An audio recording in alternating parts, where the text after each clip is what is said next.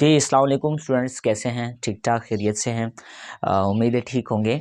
आज हम first year का बाकायदा चैप्टर नंबर 1 का आगाज़ कर रहे हैं। चैप्टर नंबर 1 जो है वो सेट है। फर्स्ट ईयर का जो मैथमेटिक्स है आपने सेट्स पढ़ा होगा, बहुत पता नहीं कैसे पढ़ा होगा, I don't know about that, लेकिन उम्मीद है थोड़ा बहुत समझ आ रहा होगा। इस लेक्चर से आपको बहुत अच्छा सा क्लियर होने वाला है। सो सेट क्या है, आपको सेट की डेफिनेशन बताई जाएंगी, फॉर्म्स बताई जाएंगी और इस तरह से मुख्तलिफ़ किस्म के जो छोटे छोटे कॉन्सेप्ट्स होते हैं वो बताए जाएंगे।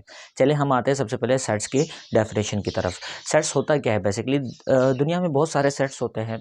ग्लास का सेट्स हो सकता है, कप्स का सेट्स हो सकता है, बर्तन का सेट्स हो सकता है, बहुत सारे सेट्स हो सकते हैं।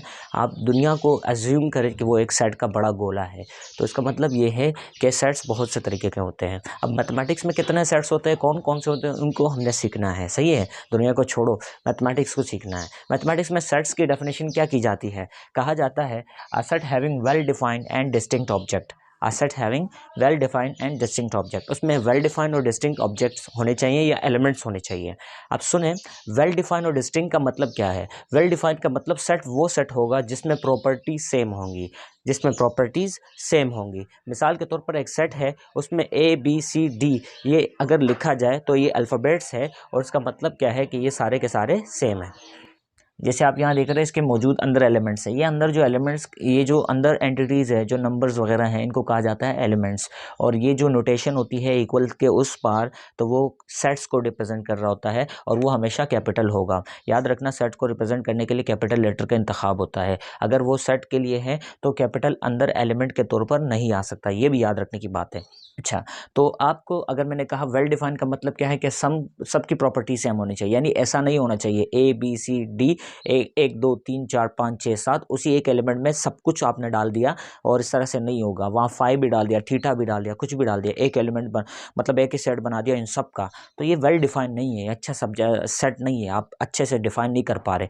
प्रॉपर्टी सेम होनी चाहिए, यानी वो एक ही तरह की प्रॉपर्टी रखने वाले एलिमेंट्स हों। इसी तरह से डिस्टिंक्ट ऑब्जेक्ट का मतलब ये है कि सेट में जो एलिमेंट्स है शुड नॉट रिपीट नहीं करना चाहिए। आप यहाँ देख सकते हैं डिस्टिंक्ट का मतलब क्या है, repetition should not occur, repetition नहीं होनी चाहिए। तो ये भी एक दो जो प्रॉपर्टीज़ है ये सेट को कम्प्लीटली डिफाइन करेंगे, यानी वो वेल डिफाइन हो और दूसरी बात वो डिस्टिंक्ट हो। यहाँ मैंने एग्जांपल लिख दिया है, ए कोई सेट है जिसके एलिमेंट्स है 1 2 3 4 और टिल द एंड, या डॉट डॉट का मतलब ये है कि चलता जा रहा है, कब रुकेगा, जब एंड आ जाएगा। एंड क्या है इसका? 100 है, इसका मतलब ये 100 पे रुक रहा है, इसका मतलब इसका एंड पता है। अगर इसका एंड पता है तो इसका मतलब इसको हम कहते हैं फाइनाइट सेट। क्या कहते हैं?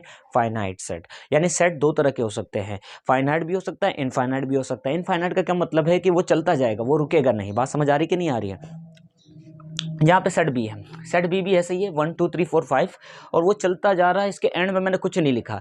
इसका मतलब ये फाइनाइट था और ये इनफाइनाइट होगा, क्योंकि इसका एंड नहीं पता। तो सेट में याद रखना वो फाइनाइट भी हो सकते हैं, इनफाइनाइट भी हो सकते हैं, जैसे कि आप एग्जांपल यहाँ देख रहे हैं A और B की फॉर्म में। और याद रखना सेट को रिप्रेजेंट किया जाता है कैपिटल लेटर से। अब आते हैं ज़रा फॉर्म्स ऑफ सेट्स। सेट्स को 3 तरह से लिखा जाता है, सेट को 3 तरह से लिखा जाता है, एक सिंगल सेट को 3 तरह। कैसे? यहाँ पे देख सकते हैं टेबुलर सेट है, एक फॉर्म है टेबुलर मेथड। जैसे कि आपने ऊपर पढ़ा 1 2 3 4 5 100 तक जा रहा है, यानी ये एंटिटीज लिखे हुए हैं 1 2 3 ABCD कुछ भी लिखा हुआ है, इनको टेबुलर सेट कहा जाता है कि ये टेबुलर की फॉर्म में लिखा हुआ है, ये एंटिटीज की फॉर्म में लिखा हुआ है, ये एलिमेंट्स की फॉर्म में लिखा हुआ है। बाज़ औक़ात वो सेट को अल्फाज में बता देगा, यानी इसको लैंग्वेज फॉर्म कहते हैं, यानी वो अल्फाज में बता देगा कि सेट है a set having 5 numbers of natural numbers, या set consist of 5 natural numbers. एक सेट है, जैसे मैंने अभी अंग्रेजी में कहा, तो उसको डिस्क्रिप्टिव मेथड कहते हैं, जो अल्फाज में बयान हो। जैसे कि आप यहाँ देख रहे हैं कि डिस्क्रिप्टिव फॉर्म कौन सी फॉर्म होगी, मैंने कहा P कोई सेट है is equal to set of first 5 natural number. Set of first 5 natural number का मतलब ये अल्फाज में बता दिया है, लैंग्वेज में बता दिया है, इसको इसलिए डिस्क्रिप्टिव फॉर्म कहा जाता है। और ऊपर यही सेट मैंने लिखा है, फर्स्ट 5 नंबर लिखे हुए 1 2 3 4 5, मैंने ये टेबुलर की फॉर्म में लिखा हुआ है, नीचे डिस्क्रिप्शन की फॉर्म में मैंने बताया। तो ये दो मेथड्स, दो फॉर्म्स हो गई सेट को बयान करने के। तीसरा भी एक सेट होता है जिसको चाइनीज़ फॉर्म कहते हैं, चाइनीज़ फॉर्म मैं कहता हूँ, बाकी नहीं कहते।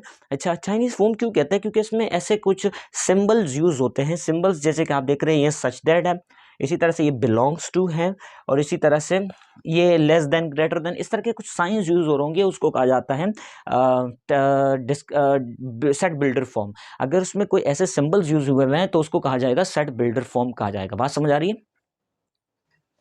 तो इधर देखें आपको ये कैसे पढ़ना है set builder form. Set builder form इस तरह पढ़ना है, x such that x belongs to, ये बिलोंग्स टू का साइन है और ये सच दैट का नेचुरल नंबर, एंड एक्स कैसा है, एक से बड़ा है और एक और एक से ज्यादा है, यानी greater than x greater than and equal to 1, less than and equal to 5, यानी 1 और 1 से ज्यादा नंबर, 5 और 5 से छोटे नंबर का सेट है। यानी क्या मतलब, 1 से या 1 से ज्यादा, 1 2 3 4 5, 5 या 5 से कम, 5 से ज्यादा नहीं होनी चाहिए, 6 नहीं आएगा। तो इसका मतलब ये मैंने किस फॉर्म में बयान किया, बिल्डर फॉर्म में बयान किया, तो उसको कहा जाता है सेट बिल्डर फॉर्म। आपने 3 फॉर्म देखे, tabular method, descriptive method and the third one is set builder form which is called Chinese form. इसी तरह से सेट के कुछ फॉर्म्स होते हैं, आपको याद रखना है। ये भी फॉर्म्स है लेकिन ये वो वाले फॉर्म नहीं है, वो तो मतलब ये ऐसा था कि मेथड थे सेट को लिखने के। 3 तरह के मेथड्स होते हैं, डिस्क्रिप्शन भी कर सकते हो, टेबुलर मेथड भी होता है, इसी तरह से थर्ड वन बिल्डर फॉर्म है। तो इस तरह से यहाँ कुछ सेट है, इसको आपने बचपन से याद किया होगा। नेचुरल नंबर आपको बताया गया होगा कि 1 से शुरू होते हैं और चलते जाते हैं, तो मैंने n से रिप्रेजेंट किया, n for natural number set, यानी ये सेट किसका है, नेचुरल नंबर का। और आप देख रहे हैं कि मैंने n को कैपिटल लिखा हुआ है, छोटा नहीं लिखा हुआ, क्योंकि आपको पता है कि सेट को कैपिटल से रिप्रेजेंट करते हैं। W for whole number, whole number आपको बताया गया कि 0 से शुरू होता है और आगे चलता जा रहा है, यानी 0 1 2 3। फर्क क्या है इन दोनों में, इसमें 0 है वोल में और नेचुरल में 0 नहीं है। इसी तरह से z का मतलब क्या होता है, z को याद रखना इंटीजर कहलाता है। क्या कहलाता है, इंटीजर। इंटीजर का मतलब क्या, ऐसे नंबर जो प्लस माइनस के साथ हो, ऐसे नंबर जो प्लस माइनस के साथ हो। तो मैंने यहाँ लिखा हुआ है 0 +- 1 कॉमा +-2 कॉमा +-3 कॉमा चलता जाएगा। इसी तरह से Q इज रैशनल नंबर। क्या कहलाता है, रैशनल। आपको बताया होगा कि रैशनल नंबर वो होते हैं जो P/Q के फॉर्म में लिखे जाते हो। P/Q, मैंने कहा x सच दैट x, अभी बयान किया, such that x equal to P/Q, यानी x जो एलिमेंट है वो कैसा लिखा जाएगा, P/Q की फॉर्म में लिखा जाएगा। और यहाँ जो मैंने लिखा हुआ है PQ जो होंगे वो कोई इंटीजर हो सकता है, प्लस माइनस नंबर भी हो सकता है, कुछ भी हो सकता है। और Q 0 नहीं होना चाहिए, कंडीशन लगा दी, Q 0 क्यों नहीं होना चाहिए, क्योंकि अगर Q 0 हो जाएगा तो इन्फिनिटी बन जाएगी। P/0 का मतलब इन्फिनिटी, एरर आ जाएगा। अच्छा, इसी तरह से Q के ऊपर डैश लिखा है या फिर I से रिप्रेजेंट करते हैं, इसका मतलब ये है कि ये इर्रेशनल नंबर है या इर्रेशनल नंबर का सेट है।